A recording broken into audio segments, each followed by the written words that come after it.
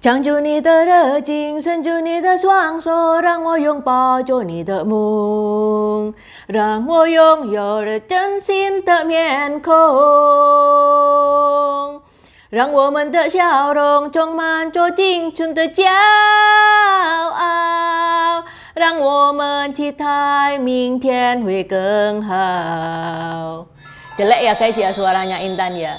Itu tadi adalah salah satu nyanyian yang dinyanyikan di perayaan 25 tahun kembalinya Hong Kong ke Tiongkok. Yap, pada tanggal 1 Juli kemarin, Presiden Tiongkok Xi Jinping itu memimpin perayaan 25 tahun pengembalian Hong Kong ke Tiongkok. Malamnya digelar gala dinner yang serba mewah bertabur bintang.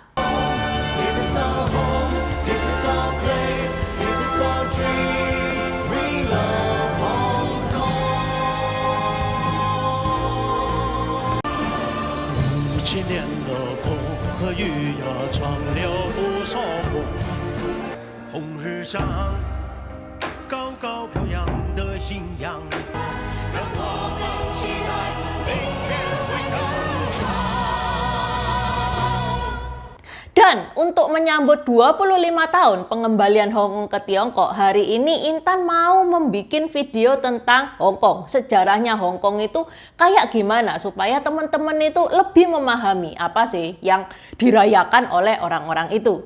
Dajian ni hao, namaku Intan, selamat datang di channel aku Dynasty.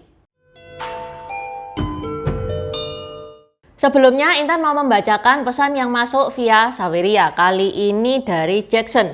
Support. Makasih. Buat teman-teman yang mau mendukung channel ini supaya channel ini bisa lebih baik lagi, bisa lebih maju lagi, teman-teman bisa mendukung via Saweria atau PayPal yang linknya Intan taruh di deskripsi. Dukungan sekecil apapun itu berarti banget buat channel ini, dan di Saweria atau PayPal teman-teman itu bisa menuliskan pesan, entah pesan itu berupa dukungan kayak yang Jackson tadi, pertanyaan atau request video yang nantinya Intan baca di video berikutnya. Okay, let's start! Hong Kong pertama kali itu bergabung dengan Tiongkok pada tahun 214 sebelum Masehi di zaman dinasti Qin, dinastinya Qin Shi Huang, kaisar pertama Tiongkok. Intan pernah bahas satu video sendiri tentang Qin Shi Huang ini. Buat teman-teman yang belum nonton, ini ya linknya, di deskripsi juga sudah Intan taruh. Intan langsung lompat ke tahun 1700-an setelah Masehi ya, di zaman dinasti Qing. Dinasti Qing ini dinasti yang dipimpin oleh ras Manchuria yang terkenal dengan potongan rambut yang cukup unik, yaitu setengah kelabang, setengah botak. Itu untuk yang pria ya. Di zaman ini orang-orang Eropa itu mulai masuk ke Tiongkok, termasuk salah satunya adalah Inggris. Inggris begitu datang ke Tiongkok, dia lihat sutranya orang Tiongkok, dia ngiler. Lihat tehnya Tiongkok yang enak, dia ngiler. Porselennya yang bagus-bagus, dia ngiler juga. Tapi di sisi lain, Inggris tidak punya barang yang membuat orang-orang Tiongkok itu ngiler sama barangnya.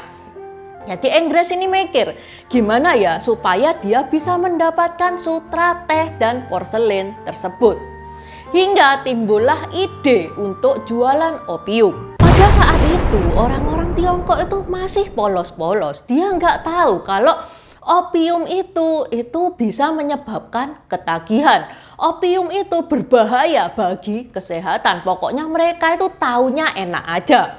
Sehingga karena sudah kecanduan opium, ya namanya orang kecanduan, pengen lagi, dan tambah hari dia kepengen dosis yang lebih besar. Sehingga akhirnya opium pun merajalela, dinasti Qing lumpuh. Tahun 1839 ngeliat negaranya yang sudah nggak sehat ini, kaisar pada saat itu yaitu Kaisar Taopuang, dia bertindak. Dia mengilegalkan opium, memberantas perdagangan opium, bahkan menghancurkan persediaan opium. Nah, Inggris marah dan inilah yang menyulut perang candu yang pertama, perang antara dinasti Qing dan Inggris.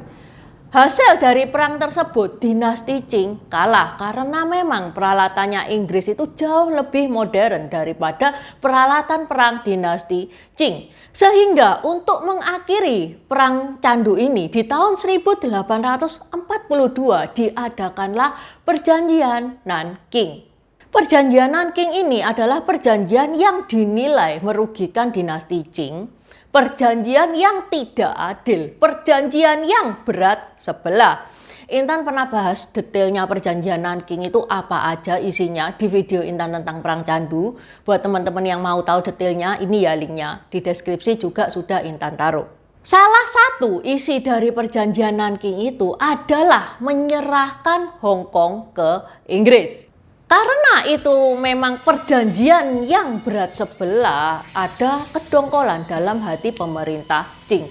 Sehingga dari perjanjian itu hubungan antara Qing dan Inggris itu tidak membaik, malah tegang. Ketegangan tersebut menyulut perang candu yang kedua. Hasilnya sama, negara Qing kalah. Sehingga akibat dari kekalahan perang candu yang kedua ini, Kowloon diserahkan ke Inggris. Ini nih kalau teman-teman lihat peta, ini Hong Kong, ini Kowloon, di sini ada New Territories. Untuk memperkuat pertahanan Hong Kong dan Kowloon, di tahun 1898 Inggris itu menyewa New Territories ini sampai 99 tahun. Jadi Inggris itu berjanji untuk mengembalikan New Territories di tahun 1997. Oke, New Territories ini kan statusnya sewa ya guys ya.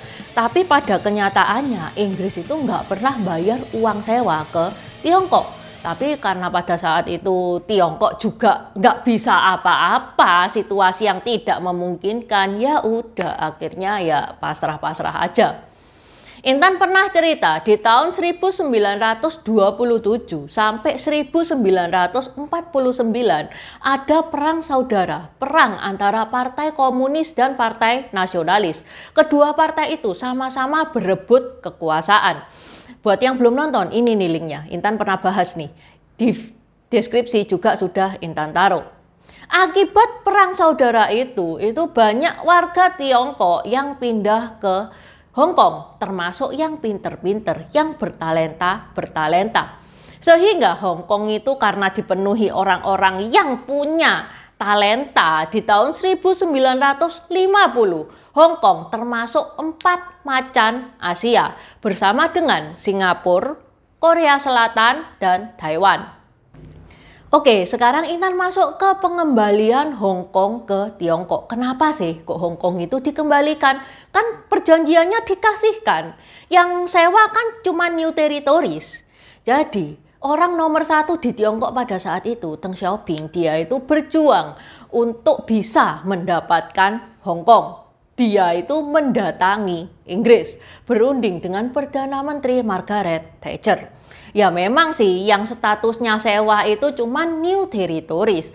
Tapi gimana-gimana Hong Kong sama Kowloon itu bakal lemah kalau nggak ada New Territories. Itu kayak kesatuan, nggak bisa dilepas.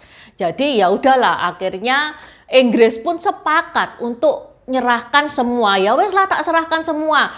Sak Hong Kong, sak Kowloon, sak New Territories wes tak kasihkan kamu semua. Tapi gini loh, orang Hong Kong itu terbiasa dengan sistem multipartai. Sistemmu kan cuman boleh partai komunis saja, iya kan? Lah terus mereka itu juga terbiasa bebas berpendapat, bebas berkumpul. Beda sama prinsipmu. Lah terus gimana? Kamu bisa tak ngatasi Hong Kong itu kamu bisa? Dijawab sama pemerintah Tiongkok. Ya wes, gini deh. Selama 50 tahun sejak Hong Kong itu diserahkan, aku pakai 2 sistem, 1 negara, 2 sistem. Ya supaya saling adaptasi lah ya, aku juga adaptasi sama Hong Kong juga adaptasi sama Tiongkok.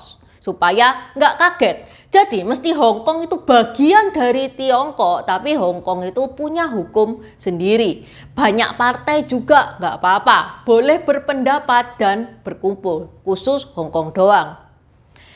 Hingga menurut BBC pada tanggal 19 Desember 1984 ditandatanganilah deklarasi bersama Sino-Inggris oleh Perdana Menteri Margaret Thatcher, Perdana Menteri Tiongkok Chao Chai-yang, yang isinya adalah mengembalikan Hong Kong, Kowloon, dan New Territories ke Tiongkok setelah tanggal 1 Juli 1997. Di malam 30 Juni 1997 digelarlah upacara pengembalian Hong Kong ke Tiongkok di Aula Besar Rakyat Beijing yang dihadiri Perdana Menteri Tony Blair, Pangeran Charles, bahkan Pangeran Charles itu membacakan pidato perpisahan perwakilan dari Elizabeth II. Britain is part of Hong Kong's history, and Hong Kong is part of Britain's history. Menlu Amerika Serikat Madeleine Albright, Gubernur Hong Kong Chris Patten yang saat itu juga merupakan akhir dari masa tugasnya, Presiden Tiongkok Jiang Zemin, dan delegasi yang mengatur perjanjian termasuk 101 tamu dari Hong Kong. Bergabungnya Hong Kong ke Tiongkok ini seperti yang Intan bilang, masih dalam proses adaptasi. Jadi kadang-kadang Hong Kong itu merasa, waduh Tiongkok ini kok ngekang kayak gini. Tiongkok juga merasa, waduh Hong Kong ini kok susah diatur seperti ini. Sehingga pernah terjadi bentrok di tahun 2014. Hong Kong yang terbiasa milih pemimpin sendiri, Tiongkok itu bilang, ya enggak apa-apa, pemimpin kamu pilih sendiri enggak apa-apa. Tapi daftarnya itu harus disetujui sama pemerintah Tiongkok. Dan ini menyebabkan protes besar sehingga pada saat itu Hong Kong lumpuh. Tapi ya gimana lagi, sesuai perjanjian 50 tahun sejak tahun 1997, Tiongkok itu tidak bisa mengatur Hong Kong secara penuh. Di tahun 2047 barulah Tiongkok itu bisa mengontrol Hong Kong secara penuh. Pernah sih Hong Kong itu kepingin merdeka tapi sama Tiongkok nggak digubris. Ayo sekarang kita main tebak-tebakan. Gimana ya nasib Hong Kong setelah tahun 2047? Mau nggak Hong Kong itu nurut sama Tiongkok? Oke, sampai di sini dulu bahasan Intan hari ini. Semoga bermanfaat dan terima kasih sudah menonton. Buat subscriber baru, selamat datang di channelnya Intan Dynasty. Terima kasih sudah nontonin channelnya Intan. Intan saranin buat teman-teman yang baru saja bergabung untuk nonton videonya Intan tentang pergantian Dynasty di Tiongkok. Ini nih linknya. Di deskripsi juga sudah Intan taruh. Karena itu adalah basic dari semua video-video yang akan Intan bahas. Video Intan tentang pergantian Dynasty itu akan sangat berguna banget, akan sangat membantu banget kalau teman-teman nonton film tentang sejarah-sejarah Tiongkok. Terima kasih udah nonton channel ini sampai habis. Dukung aku terus berkarya dengan klik subscribe dan bunyikan lonceng di bawah ya guys.